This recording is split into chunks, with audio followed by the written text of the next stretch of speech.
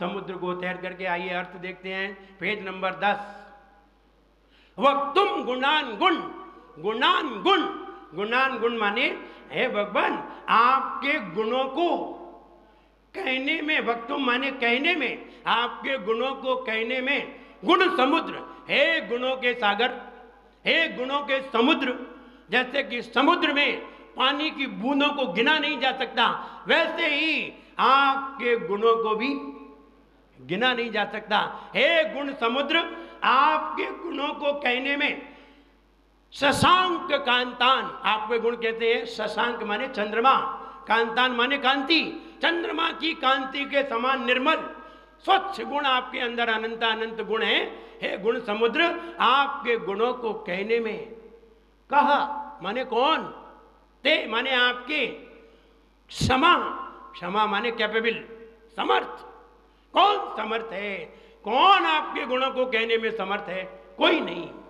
हे भगवान आपके गुणों को, आपके हे गुण समुद्र, आपके अनंत गुणों को कौन कहने में समर्थ है। अब आप ये आगे आ रहा है सुर गुरु, सुर माने देव, देवों का गुरु जो बृहस्पति होता है, जो बखान करता है, हर चीज को, हर बात को बताता है, पुरोहित जैसे होते हैं, सलाहकार जैसे होते हैं, उस बृहस्पति के समान आपके गुणों को प्रतिमा, प्रतिमा माने समान, अपि माने भी, बुद्धिया बुद्धि के द्वारा, हे भगवान आपके अनंत गुणों को बृहस्पति के समान बुद्धि के द्वारा कहने में कौन समर्थ है।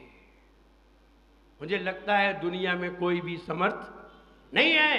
तो आचार्य मानतुंग महाराज कहते हैं हम भी नहीं है, हम भी आपके गुणों को कहने में समर्थ नहीं है। फिर उपमा लगा के बता रहे हैं, हे भगवान कल्पांत काल, कल्प के अंत काल में, आज से कौन सा वो चल रहा है अभी,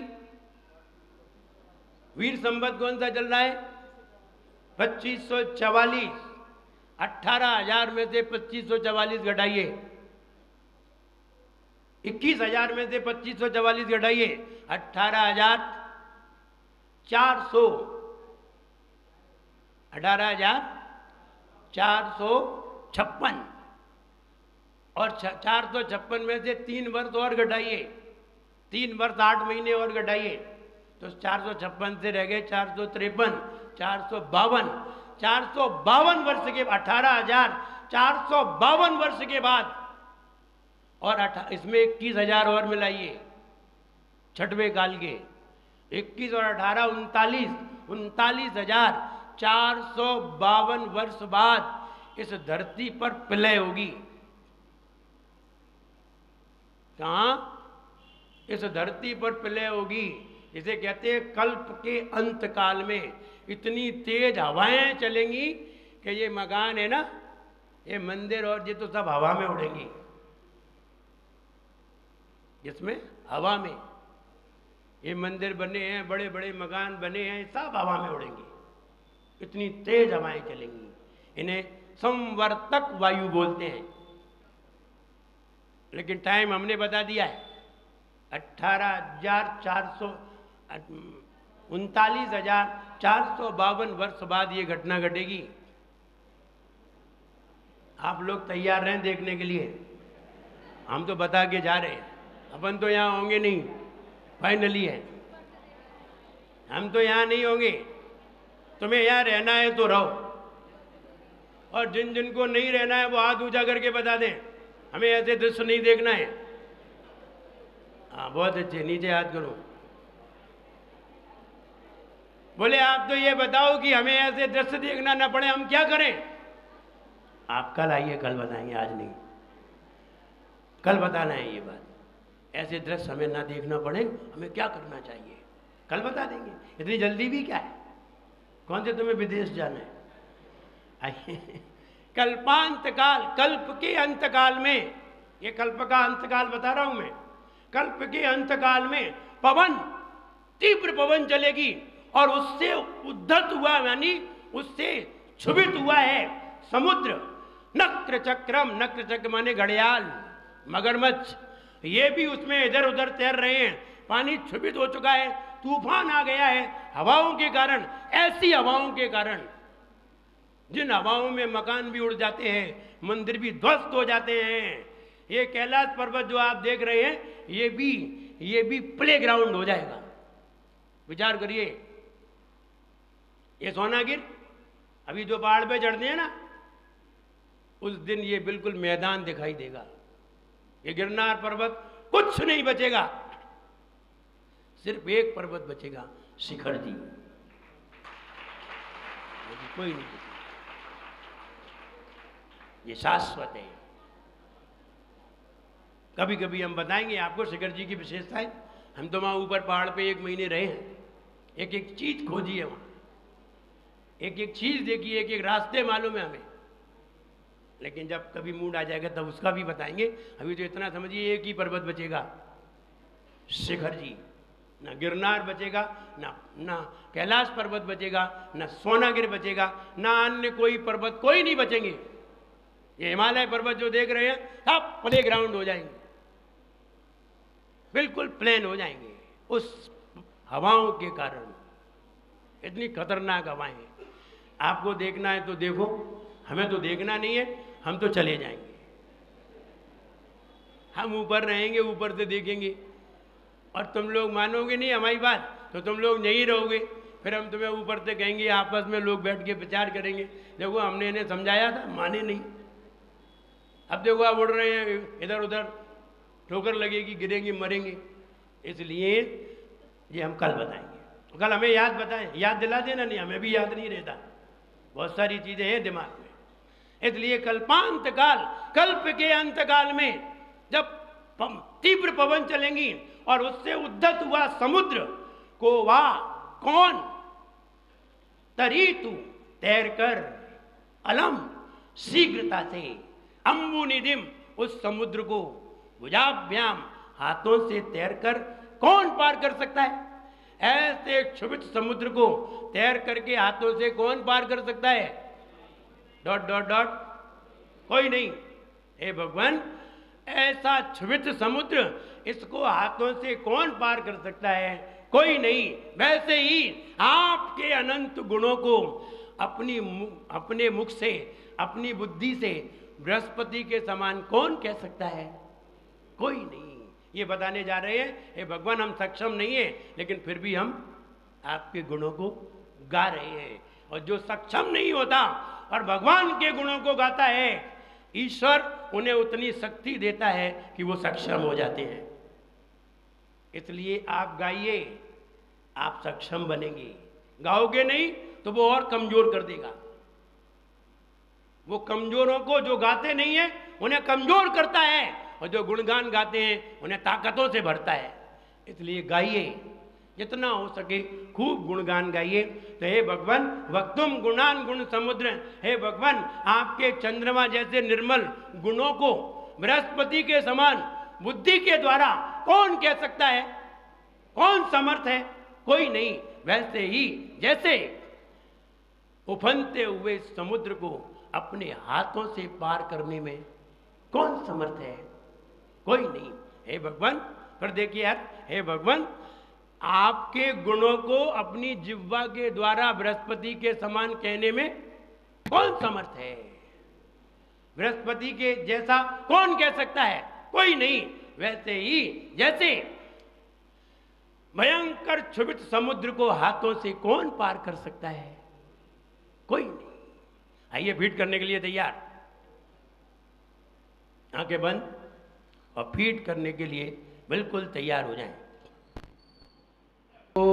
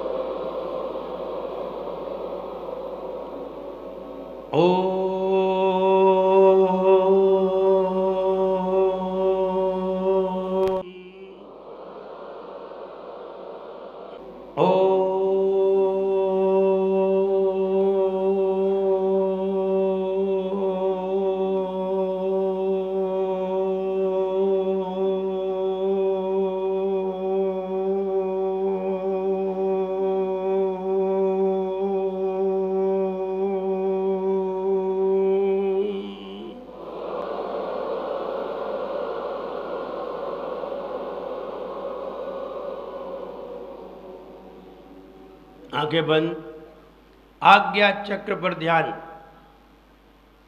हे भगवान, उफनते हुए समुद्र को, हे भगवान, उफनते हुए समुद्र को अपने हाथों से पार करने में कौन समर्थ हो सकता है? कोई नहीं। हे भगवान, उफनते हुए समुद्र को अपने हाथों से तैरकर पार करने में कौन समर्थ हो सकता है? कोई नहीं। हे भगवान, उफनते हुए समुद्र को अपने हाथों से तैरकर पार करने में कौन समर्थ हो सकता है? कोई नहीं। वैसे ही आपके अनंत गुणों को, वैसे ही आपके अनंत गुणों को बृहस्पति के समान बुद्धि के द्वारा कौन कह सकता है? वैसे ही आपके अनंत गुणों को बृहस्पति के समान बुद्धि के द्वारा कौन कह सकता है? कोई नहीं। हे भगवान, उफनते हुए समुद्र को, उफनते हुए समुद्र को हाथों से तैरकर कौन पार कर सकता है? कोई नहीं। हे भगवान, उफनते हुए समुद्र को अपने हाथों से तैरकर कौन पार कर सकता है? कोई नहीं। वैसे ही हाथों से तैरकर कौन पार कर सकता है? हे भगवान, उफनते हुए समुद्र को अपने हाथों से तैरकर कौन पार कर सकता है? कोई नहीं। वैसे ही आपके अनंत गुणों को बृहस्पति के समान बुद्धि से कौन कह सकता है? कोई नहीं। वैसे ही आपके अनंत गुणों को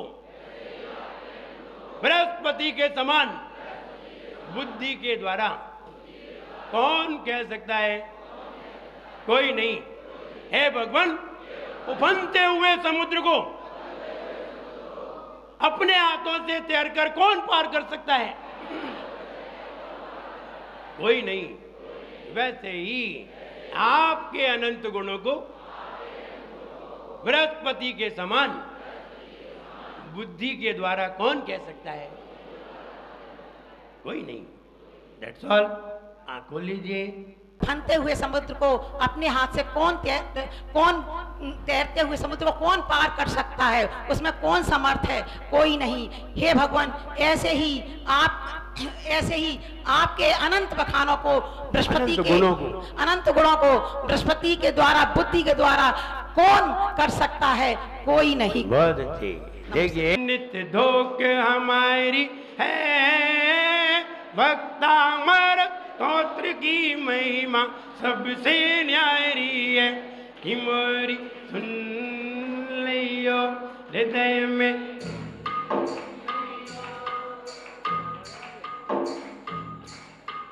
प्यारे आदिनाथ भगवान करे जिन्हें नित्य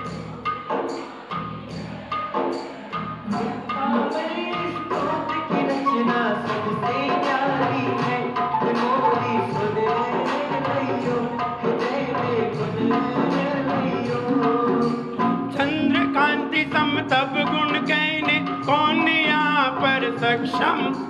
सुर गुरु भी जब सक्षम नाई है गुण सागर हर हम।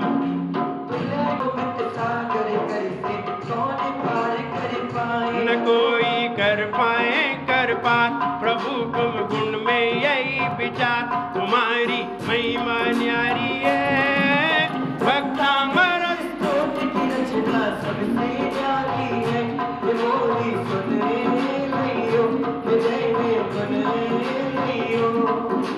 चंद्रमा तम कांति तम गुण आपके उज्ज्वल।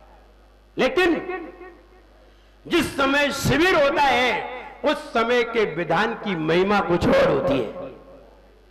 उस समय में वो वाला समय भी अलग है। श्रावण के महीने में जो भी व्यक्ति भक्तामर की शुरुआत करता है, मेरी बातें ध्यान से सुने, श्रावण के महीने में और भादों के महीने में जो व्यक्ति भक्तामर की शुरुआत करता है उसके व्यापार में बहुत लाभ हुआ करता है। अलग अलग महीने की अलग अलग विशेषताएं। ऐसा क्या है सावन के महीने में लाभ क्यों ज्यादा होता है, जनवरी के महीने में लाभ ज्यादा क्यों नहीं होता? अब हम सारी विशेषताएं यहां बताएं, इतना समय नहीं है। बस हम जो कह रहे हैं वो सुन लीजिए और समझ लीजिए कि है। हम सारे तर्क दें और तुम्हें इतना बताएं तो समय भी हमें बहुत चाहिए। तो श्रावण के महीने का भक्तामृत सबसे श्रेष्ठ माना गया है 12 महीने में। 12 महीने में श्रावण का महीना सबसे श्रेष्ठ, भादों का महीना सेकंड नंबर पर। अगर ये भक्तामृत शिविर चल रहा है और इसमें ये भक्तामृत विधान की रचना रखी गई है, प्रतिदिन भक्तामृत का विधान होगा। और विचार करिए, आप कितने भी विधान करो, लेकिन जिस भक्तामृत विधान में पूरा संग बैठ करके शांति धारा को पढ़ता हुआ अभिषेक होता है, ऐसा होना मुश्किल पड़ेगा। खूब कर लेना। अभी हमारे सुशील भैया ने सिद्ध चक्र विधान किया, बहुत बढ़िया संस्कृत में विधान किया। लेकिन हम इनसे एक बात पूछना चाहते हैं, हम यही थे, कहीं और तो नहीं थे? अच्छा ये बात है, ये बताओ ऐसा कौन सा दिन आया जिस दिन पूरा संघ बैठा हो? नहीं आया, नहीं आया, एक भी दिन नहीं आया। बहुत मुश्किल है कि पूरे लोग बैठे हो, पूरा संघ बैठ करके तुम्हारे सामने शांति धारा पड़े, बहुत मुश्किल है। और मेरे साथ तो बहुत ही मुश्किल है तो है, अब हम बता रहे। लेकिन हम सवेरे पूरा संग A to Z उस भक्तामृत के विधान में सामने होता है। विचार करिए उसका फल क्या होगा, उसका फल क्या हो सकता है। हम चाहते हैं एक एक परिवार उसके लिए तैयार हो, उन्हें ऐसा विधान जरूर करना चाहिए। मेरी बात अच्छी लग रही कि नहीं? किनको अच्छी लग रही बताइए? अच्छी लग रही? ताली बजा दी। ताली तो खैर बजानी अच्छी बात है। हम चाहते हैं हर एक परिवार, हम तो ये चाहते हैं सबके परिवार में विशुद्धि हो और सबके परिवार में समृद्धि हो, किसी का भी परिवार परेशानी में ना रहे।